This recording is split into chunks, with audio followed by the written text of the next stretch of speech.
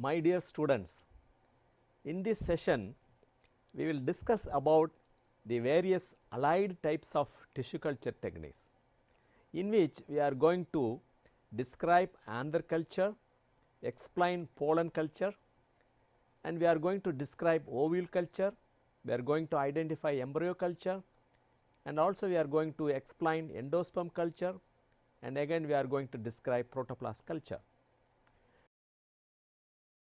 The plant tissue culture practice has altered the approach of the gardeners or nurserymen towards plant breeding. In the same breath, the pertinence of this technology to the propagation of trees and shrubs has been accepted. A number of organizations have recognized that tissue culture facilities and commercial scale acts are presently in process for the mass breeding of apples and a few other designated woody species. The reason for such culture techniques is to enhance the propagation of plant breeding in quality and quantity, and that too in a short span of time. It is also to be considered that it should be at affordable price which the nurseryman can afford to spend. So, many research and experiments are made with a variety of species in all genres to understand their perfect fit as far as culturing is considered. Such a consideration essentially includes an overview of tissue culture as a breeding tool. The chief influence of plant tissue culture will not be felt in the area of micropropagation.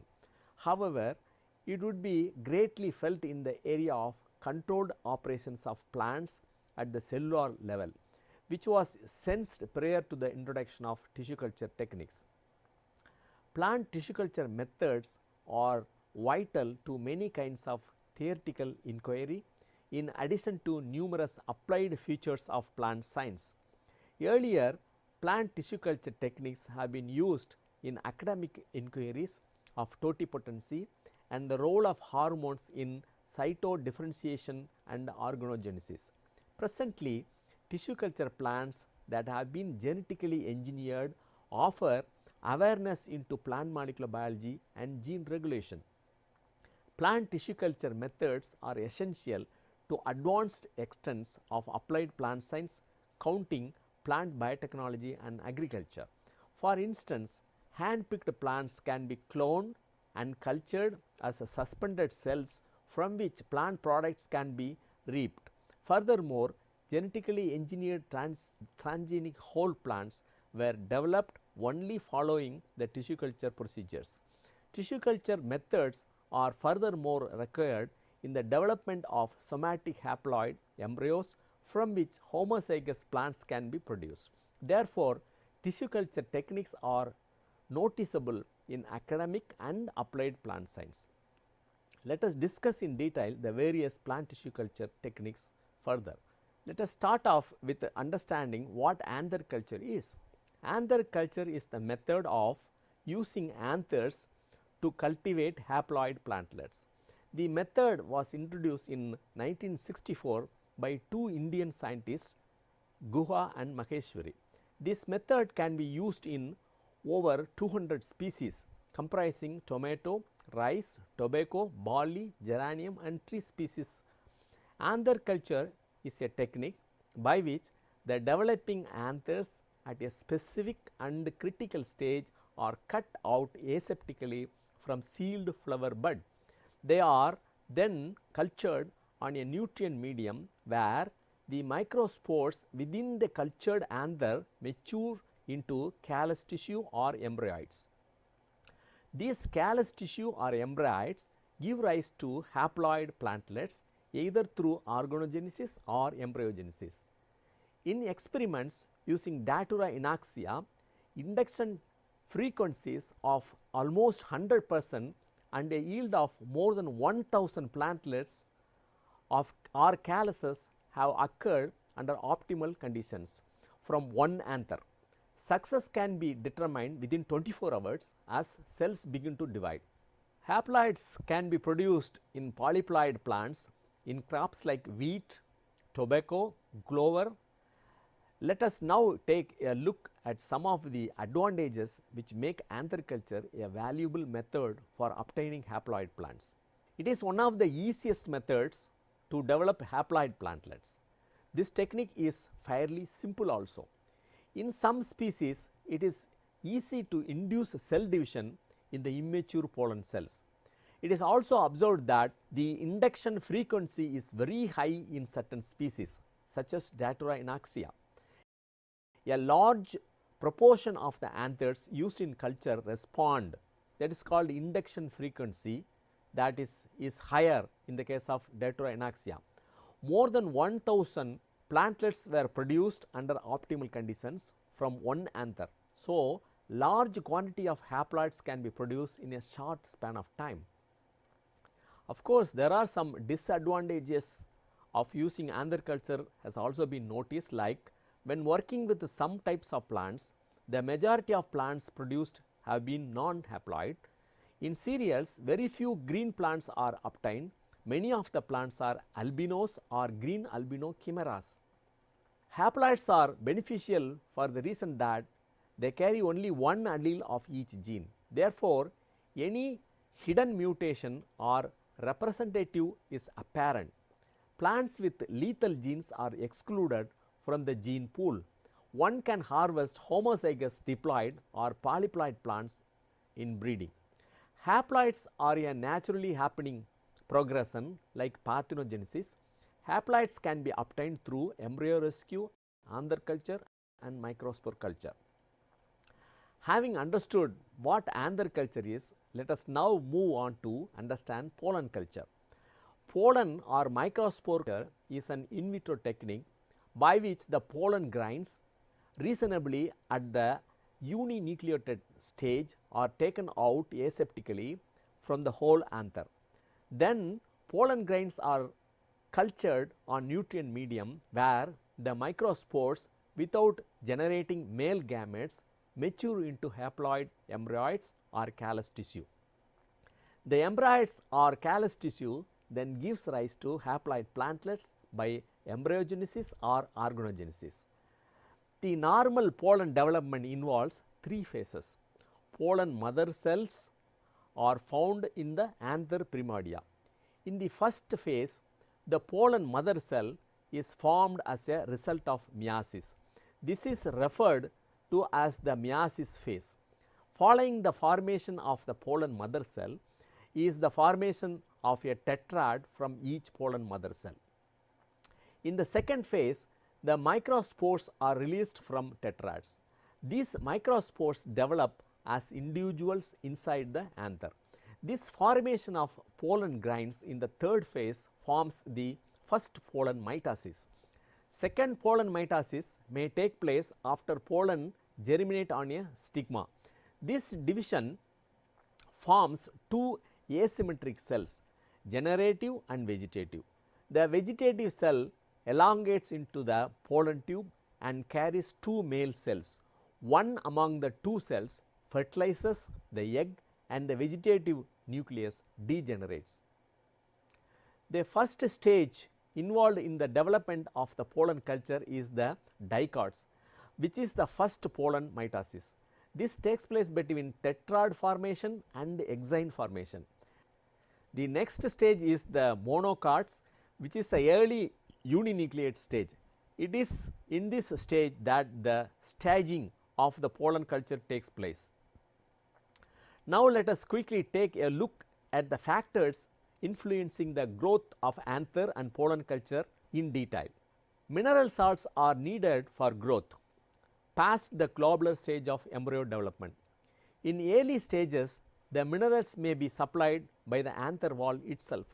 Iron is particularly critical in solanaceous plants. Additional organics are not required.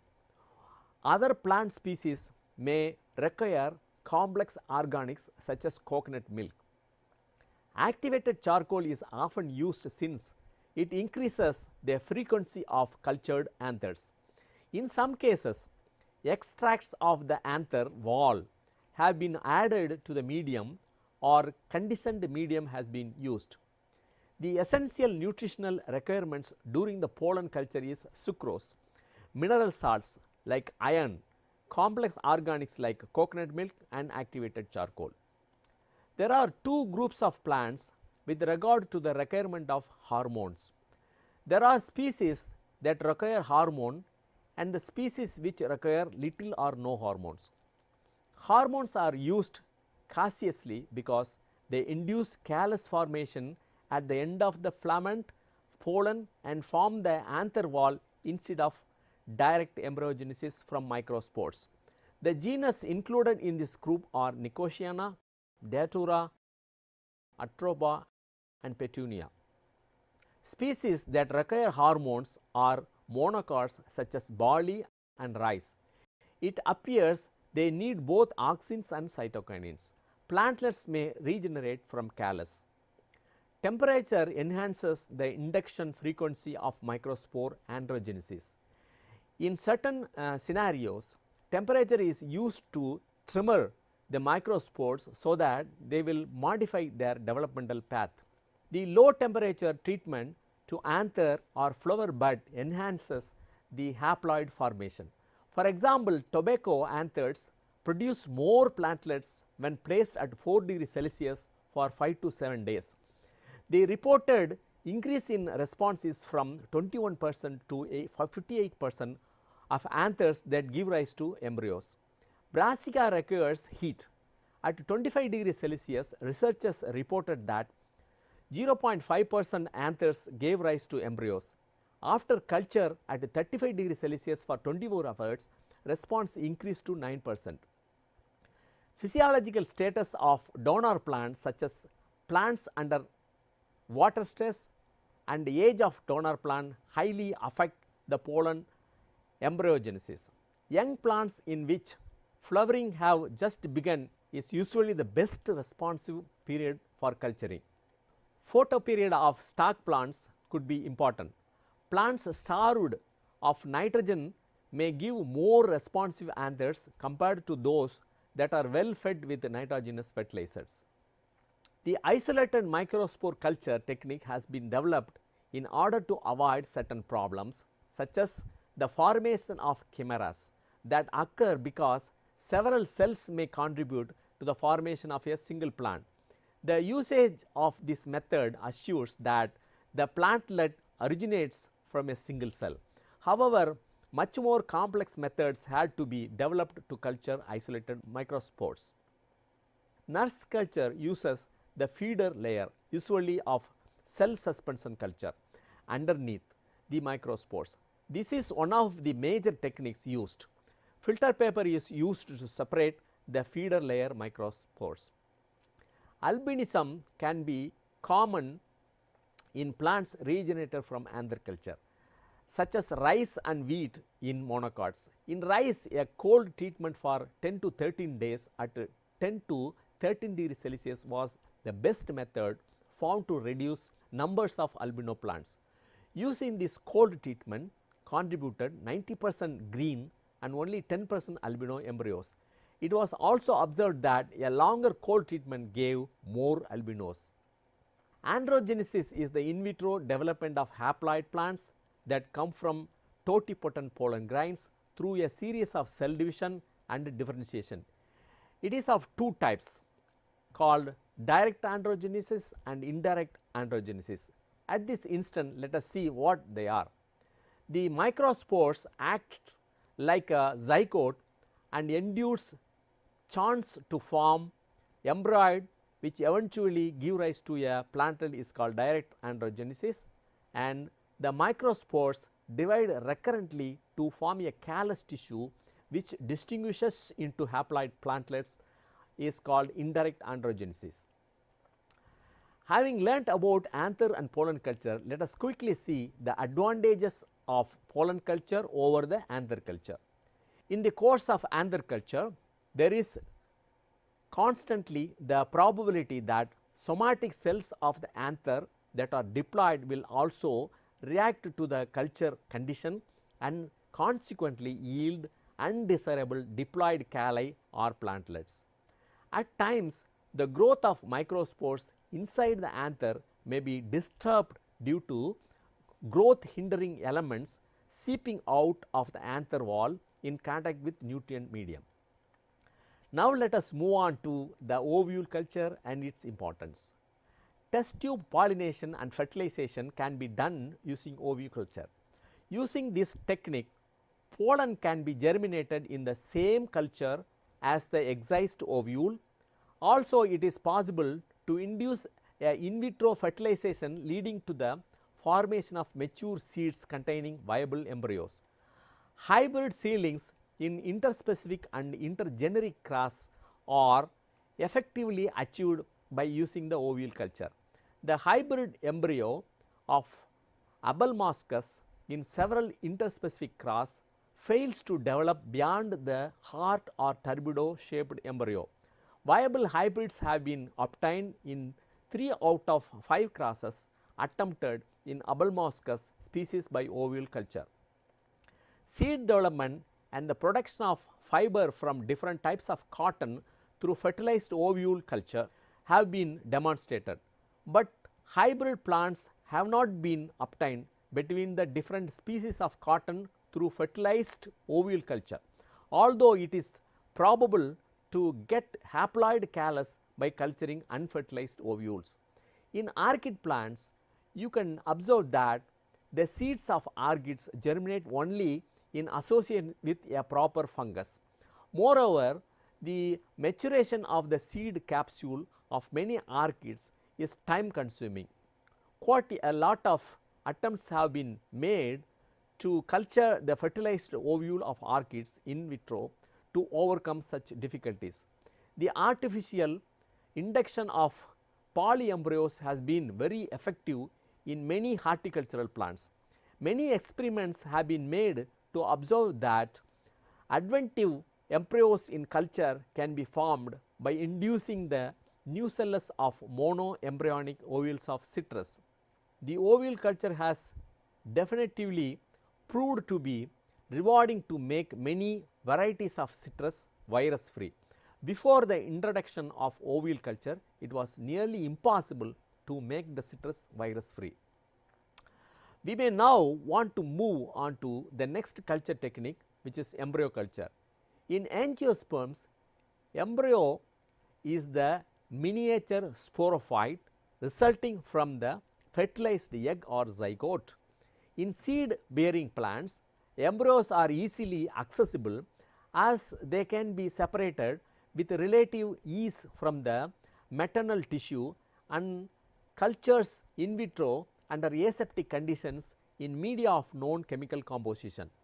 The first systematic attempt to grow the embryos in vitro was made by Hanning in the year 1904, and further progress was provided by Liebig in the year 1929, who demonstrated the most important practical application of this technique to produce hybrids which are otherwise not possible due to embryo abortion. For in vitro culture of embryo, generally it is necessary to excise them from their surrounding tissues. The mature embryos can be isolated with relative ease by splitting open the seeds. Seeds with a hard seed coat are dissected after soaking them in water. For plants with minute seeds, the isolation of embryos can be done under dissecting microscope on a sterilized slide. In plants like orchids, where the seeds are minute and lack functional endosperm, the entire ovule having embryos are cultured on the medium. The ability of the excised embryos from non-viable seeds to grow successfully in artificial medium supplied with nutrients bypassed the problem of wide hybridization and to enable transference of resistant genes for pests and diseases and various environmental stresses into the cultivated species, and also successful in intergeneric cross involving Hardium and Secale, Triticum and Secale. Seed dormancy problem can be overcome by providing specific signals for seed germination rightly through embryo culture, like in Musa species and Brassica species. In endosperm culture, we will take a look at two types of cultures. They are that of the mature and immature endosperm. Culture of mature endosperm, in which fruits are surface sterilized and the endosperm plus embryo are dissected out for culture of mature endosperm. The dissection takes place under aseptic conditions. Culture of immature endosperm consists of all the seeds are sterilized and the endosperm tissue is carefully cut out under aseptic conditions for culture of immature endosperm. This is done using a stereoscopic microscope. It is better to separate the endosperm explants free of embryo tissue. If this is not done, it could lead to the impurity of the endosperm callus with the tissue of embryo origin, which are diploid tissues. Protoplasts are cells of plants, fungi or bacteria in which the cell wall has been removed, but the plasma membrane is intact. Short living or long lasting genetic transformation by introduction of transgene DNA is one among the many uses for these naked cells. The other uses may be somatic hybridization by protoplast fusion of species or subspecies resistant to traditional crossbreeding. The other uses may include isolation of subcellular organelles. There is availability of a number of enzyme products to break down the cell wall. Cellulases, hemicellulases, pectinases are some of the individual hydrolytic enzymes. Pectinase from Rhizobus species or Drysylase TM or some crude extracts with several particularities. Some of the thermostable cellulases are almost pure organism preparations. Micropropagation is the word which best expresses the message of the tissue culture technique. The prefix micro generally refers to the small size of the tissue taken for propagation. Likewise, micro also refers to the size of the plants which are formed as a result of propagation. Micropropagation is the breeding of large numbers of plants from minor quantities of the store plant in comparatively small stages of time. The original tissue piece may be taken from shoot tip, leaf, lateral bud, stem or root tissue, conditional on the type of plant. In maximum circumstances, the original plant is not destroyed in the process. When the plant is positioned in tissue culture, propagation of lateral buds and adventitious shoots takes place in some other cases. The differentiation of shoots directly from callus takes place. These results are in massive increase in the number of shoots available for rooting. Rooted microcuttings or plantlets of many plant types have been recognized in production conditions. These cuttings or plantlets are then effectively grown either in vessels or in field plantings. It is inferred that this practice is a means of accelerated asexual propagation. It is also observed that plants produced by these techniques respond similarly to any own rooted vegetative propagated plant. These are the two most crucial understandings that are made out of micropropagation. Many distinctive advantages are achieved with micropropagation when compared with the conventional propagation techniques. One such advantage is that in less than a year, a single explant can be multiplied into several thousand plants. With most plant types, the use of the original tissue explant does not destroy the parent plant. Once this method is recognized, vigorously dividing cultures will become a continuous source of microcuttings. This can result in plant propagation under greenhouse environments without seasonal disturbance. Gardeners or nurserymen can produce particular superior clones of ornamental plants in adequate masses, which is sure to have an influence on the countryside plant market. With that, we come to the end of the session on tissue culture techniques. So, let us now rapidly go through some of the main learnings that we can take home today.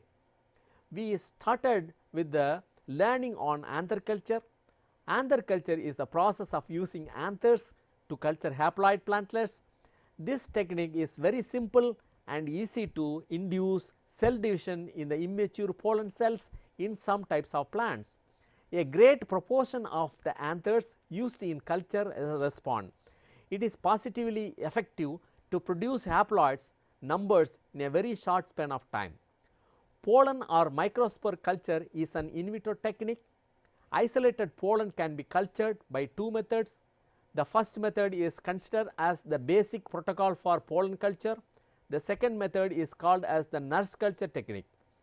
We then saw how ovule culture is important among the culture techniques. Test tube pollination and fertilization can be done using ovule culture. Hybrid seedlings in interspecific and intergeneric crosses are effectively achieved. Seed development and the production of fiber from the different species of cotton through fertilized ovule culture have been demonstrated. The artificial induction of polyembryos has been very effective in many horticultural practices. In embryo culture, microorganisms are increased in number using an embryo culture which acts as a nutrient medium.